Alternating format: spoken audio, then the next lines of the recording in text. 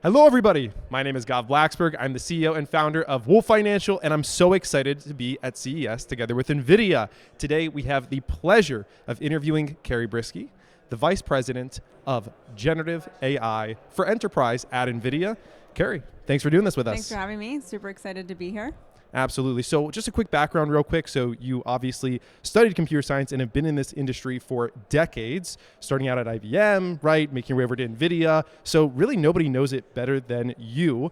Talk to me about why this is one of the most exciting times for this industry. I think it's so exciting because two reasons. One, it's moving really fast.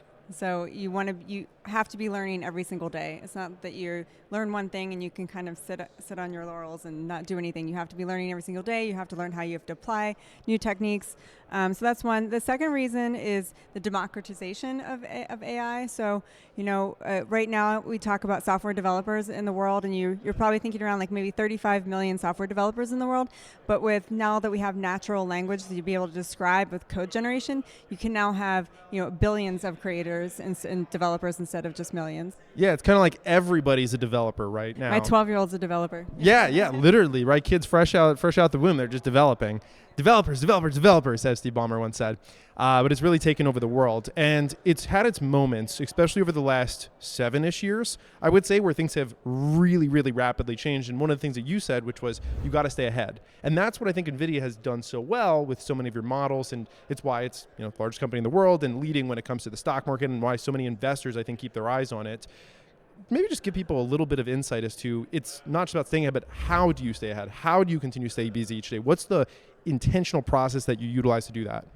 Well, we try to work on the hardest problems, right? So if it's a really simple problem that's we want our partners or we want other people to go figure that out, and we'll support you. But we always want to be working on the hardest problems, so you need the most difficult systems. And it's really about the full stack design. So it's not just about one piece or one component. And if you're thinking about where we've pushed AI today, because a decade ago it's just about computer vision and classification, and I once had a person ask me almost a decade ago, well, it looks like AI's done, and I thought, wow, no, because you really think about intelligence as more than just vision. And so we're always trying to think about what are really hard problems. And so one of them right now is robotics and physical AI, and so that's just an example of you need not just a compute but storage and networking and data and new architectures to kind of tackle these problems. So I'd say extreme co-design and working on the toughest problems. Yeah, I'm such a huge fan of AI because I deeply subscribe to the concept that the most valuable commodity in the world is time. And nothing creates more time or saves more time that I've seen than AI. And I think that's why people will reward it, right, with investments and market cap, right, and all these things, because they're seeing you create more of it. And that really comes true in the physical AI sense, right, because AI already is obviously saving people time when you're going and doing research or coding or pieces like this. But when it moves over to the real world, that's a lot of the maybe more menial tasks, right, for a lot of people that are time sucks that. Or dangerous tasks. tasks. Yeah, dangerous. Could be done better. Maybe you could talk a little bit to that. So I think that you mentioned it's about expanding. It's never replacing. It's expanding and being more productive. And it even for when you're developing or even software, even when the computer was invented, it didn't put people out of work. It created more jobs because you were more productive, because you could do mathematical equations much faster, right? And now write software. And so I think that's just human nature to be able to expand our curiosity and to do more and to drive more and consume more and build new things. And so I think that AI is definitely going to make us more productive, and I'm excited to see where it goes from here. And so wrapping this back around to NVIDIA, and kind of one more thought, and then we'll talk Nematron a little bit here. NVIDIA has gone through many life cycles, it feels like, right? From when my first encounter of it as more of a gaming-oriented company, and so it was already kind of putting the hardware together with other pieces, but then it almost took a bigger software turn with the GPU focus, right? And now it's coming back as well, it feels like, into more of that physical world. What can people expect from NVIDIA? Because you're talking about full stack, right? We are the software and the hardware and everything in between, really. And so is like, hey, you're doing so many partnerships, right, with Mercedes and with others, but it is like, is the vision here just kind of NVIDIA everything, right? My NVIDIA robot, or is it, hey, we're giving the structure for the AGI bot and pieces like that? Like, how should people think about NVIDIA as a company? Yeah, you kind of nailed it. You mentioned you started the way back with gaming, and it just so happened to be that gaming was the first accelerated application that happened to be on the GPU. And one thing that Jensen does is he employs what we call developer relations or DevRels, and so we go and make really tight relationships with you mentioned partners and domains that we are not going to go into that domain. We're not going to be an expert in that domain. We're not going to compete with you in that domain, but we want to be able to accelerate your application, your domain, your expertise so that you can do your life's work and solve really hard problems. And so when you think we moved from, at the time it was gaming, and we looked at HPC, high performance computing, and supercomputers was kind of the next application that we really looked at. So how can we accelerate things like computational fluid dynamics? Right, and from there we moved to deep learning, and then from deep learning we realized deep learning could be for everybody, and it could be for artificial intelligence, and I mentioned computer vision and then natural language processing. And so you just kind of find that vertical and that partner who is really deep expertise in an area that you can help them and accelerate them. And an example would be CrowdStrike for cybersecurity, right? It could be Siemens EDA for electronic design, automation, chip design. And so we're always partnering in domains where there's expertise that we can go accelerate that. Yeah, I love that. So finding others who have the expertise and then providing the accelerant that they could not do without you. And it becomes a symbiotic partnership, and it becomes a win-win situation, right? Others, it's not a zero-sum game per se, right? Everybody's kind of winning together by creating more abundance. That's right, rising tide lifts all boats. Yes, exactly. So to bring it back to Nemotron, which got talked a little bit about today by Jensen in the keynote, and he was announcing some of the new things people can expect, and we talked about it a little bit before this in terms of this is a model, but it is not just another model like you're seeing right in ChatGPT and some of the others, and all these models learn from each other. But one of the big things that people have had consistent doubts in and struggles with is not just the efficiency, but the accuracy and aligning both. And, people can experience this all the time. Hey, I told AI, how many R's are in the word raspberry? And it just is like, no. And I was like, nope, there's 3. And it's like, wait, you're right. And we need to get past that moment to be able to take this to the next level where AI is driving cars and maybe flying planes, right? And doing all these other things. So walk me through just, in simplistic terms, what Nemotron is, how people should think about it, especially from an investor perspective who's saying, what is this next step for NVIDIA?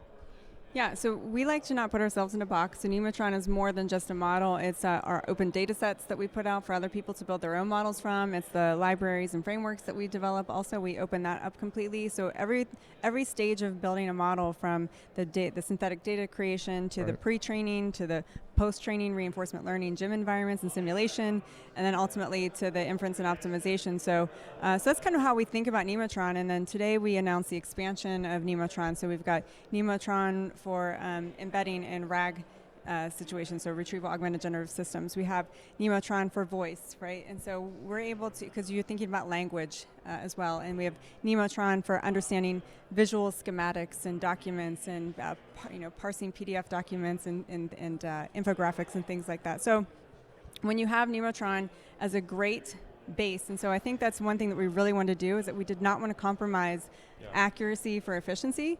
Yeah. Right, so we're able to show that we have a really efficient model because the demand for tokens, or you think of tokens as words, right? So the demand for these the words coming that are being generated out of these models is really rising, but you need the cost of it to go down. And so we can make really efficient models that can generate a lot of thinking tokens very fast and very efficiently, so you can get to the answer faster. And so when you have an open model, the enterprises can then customize and then build on top of, because the customization is really important for that domain expertise, like the cybersecurity and chip design I was talking about. For sure. So we're getting a little bit technical, but I want to double tap into something that you said there, which is, the words or the tokens, right, is how we explain it. And we're building a model now that can have the high level reasoning, but in less words, less tokens. How? 2 ways. One is, without getting too technical, we've changed the architecture. So it's, instead of just a transformer, it's also a state space model. So literally, it's what we call this hybrid architecture model. And then the second way is through reinforcement learning. So that simulated gym environment that we're talking about for post-training, you're able to provide scenarios with which this is the way you should respond. This is like how you should respond. You shouldn't just have a yes or no answer, but you also don't need to think about how many R's are in the word, raspberry, strawberry, over and over and over and over again, right, until you get the answer. But being able to reinforce the way that you should think in the post-training process. Right, and also within there, it's about merging or harmonizing the open end here with the closed, right? And kind of needing both. And it's going to improve other models, right? Again, rising tide lifts all boats. That seems to be the theme here. That's what's important about open source in general. We all learn from each other, right? It's not just we learn from other open source models. Open source models learn from us and our the architecture improvements that we make and the data that we put out, data sets that we put out there. So that's the beauty of an open source development program, is that you're learning from everybody and we're all advancing science together. Yeah, I like it. And we won't go too far into open, close some of these pieces, but I encourage people to really dive into them because that seems to be where the transition is going, right? We're moving and needing both, but we're moving heavily towards open source models, and a lot of it for trust, right? Authenticity, and allowing people to also build on top of and collaborate. And keep trust, authenticity, and then keeping your IP safe. So, and then you can run models wherever. You can run the models closer to the data, so you're not transferring data. There's a lot of reasons for open models, but it's not, like you made that point, it's not just open models, it's about systems of models. You have closed proprietary models, just like you have a team of experts that you work with. You have an engineer, someone who's a domain expert, you have someone who knows how to write code, maybe a business person, and you dole out the right task to that person because they're an expert in it. And so that's happening with AI and systems of models. I mean, even the best proprietary managed service APIs, behind that API is a system of models that is working on behalf of your question or your query of what you want to get done. And so when enterprises are deploying these into production, they actually need a system of models that gets, and you have a router that routes to the right model for the right task. Yeah, and while updates were announced today, this has already been in the works for years. There's already companies utilizing it today, right? We talked about that. CrowdStrike, you mentioned a few of them that are building on top of it, but it's only going to increase, right? More and more companies are going to adopt, and I feel like that's kind of the theme of 2026 here. Yeah, what I am forecasting is that this is to demystify it. This is a new type of software development. Just as enterprises hired software developers and you had that knew how to write code, that had build systems, that had compilers, that had unit tests and verification techniques before you push the software out to production, you will have that with large language models as well, because the data is your source code. Yeah. So you gather data, you train the model, that's your compilation, right? You deploy it out into production, you get feature requests, you get bugs on that model, and you pull that data back, and we call that the AI data flywheel, and you keep improving that model. And so it's just a new form of software development. And so more and more enterprises are going to be adopting this way of developing software. Absolutely. And one of the ways that I think that you're helping them to develop it as well is you're not just creating one form of Nematron here, right? There's 3 different sizes per se, and that's going to allow the everyday person to partake, the enterprises to partake, right? That's the idea here, is customizability. Do you see it expanding past 3? It could. Right now we're sticking with the Nano, Super, and Ultra, but within those Nano, Super, and Ultra, we also have things like you might have numerical compression, so what we call NVFP4. So it's what's called, I don't want to say the word reduced precision, but it takes up less memory and it has faster inference, and so you might have a trade-off of like 1% of accuracy. So it's all about the developer and all about their application of how much they're willing to trade off for what they want to get done. So it is Nano, Super, and Ultra. Okay, perfect. And just to go kind of high level, dream with me for a second here, because there are things that are happening. I show people, because people still don't even know what AI is able to do right now, right? Probably 80% of the world is still pretty in the dark. Even just showing simple things like I, pulled up a Perplexity browser and showed on my siblings, like, hey, I can just tell the browser, go find me an Airbnb in this area, and it'll do all the work and curate it. Like, that is something that people can't even think about. But there's much cooler stuff coming, and you're somebody who probably has one of the best minds when it comes to these things. So walk me out a few years from now. Like, what are some of the things that you think are going to be possible that people can't even really, like, they're like, no, that wouldn't work right now? Well, I think that it's more about getting AI out into production in more domains, right? So I think about if I go to the doctor's office, right? Yeah. I just want AI to be helping me in an area where I am not an expert, right? So where I managing my own healthcare, or my kids' healthcare, or my parents' healthcare in the future, right? And so just being able to the way you naturally talk to Perplexity, I want to be able to naturally talk to my doctor's office, or my shopping experience, or a retail shopping experience. And so I think that for me, a couple years out into the future is that this is going to be infused into more domains, so it's actually going to benefit more people.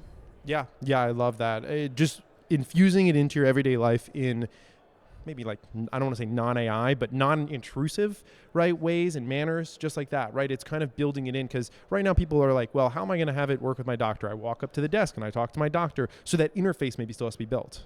Yeah, the interface and the personalization, and not just the personalization of recommendation for you, but also of the agent, the AI agent on behalf of that office or that enterprise, because that agent has to now become the brand or the embodiment of that, you know, I don't want to say doctor, but office, enterprise, whatever, whoever's deploying that application. And so, you know, you asked me personally, I know what we're able to do today in certain areas, and I want it to be proliferated everywhere. Yeah, I love it. I could go on all day, but I am really, really excited with what we've been able to cover here. I deeply encourage people to dive in further into these models, close, open, right, all across the board, and try to have an understanding. And I encourage that for two reasons. One, for the investors, this is how you have confidence in a company. Right now, obviously, a market cap moving from 3 to 4 million that rapidly, is trillion, is insanity for most people to think about. But when you dive into underlying metrics and you start to understand the models, the usage, the companies, right, that are integrating with it, it begins to make sense. And so if you can get an idea of where it's going, you can kind of have that, like I quote Michael Scott, but you gotta shoot where the puck's going within these pieces. And so I think that that's a big piece of it. And then number two, I just think, like you mentioned, this is going to become a big part of people's everyday lives, and it's going to make things easier and more efficient, and it's going to save them time. So, and you're going to need the infrastructure and the models and the software in order to support that coming into our everyday lives in every aspect. Yeah. And so then to just kind of wrap it up, I'll kind of throw this at you. Like, how important do you think it is for the everyday person who's not building with these things and just going about their life? How important is it for them to have a deep understanding of this? Should maybe just a high level, like where should they pursue education in this area? Well, Perplexity is a great start. I think that if you were to think about AI, think about it in the form of computers or electricity. It's not going to be an overnight lightning bolt to you personally. It's going to come through infrastructure changes, through slow transitions, maybe slow, some maybe rapid, new applications adopting older applications that you're comfortable with. It's going to get infused with it, or brand new ones like ChatGPT are going to change your day overnight. So I would just say, just get started wherever you feel comfortable to get started, or think about an area of your life where you wish you could be more productive, and ask and see if AI is already transforming it in that application in some way. I love it. Thanks so much for taking the time. To everybody, make sure that you're going out, checking out everything that Kari Briski is working on, checking out Nematron, getting understanding of these different areas. If you're an enterprise, start exploring the models, and everything is already available. So appreciate your time. Thanks for having me. Thank you.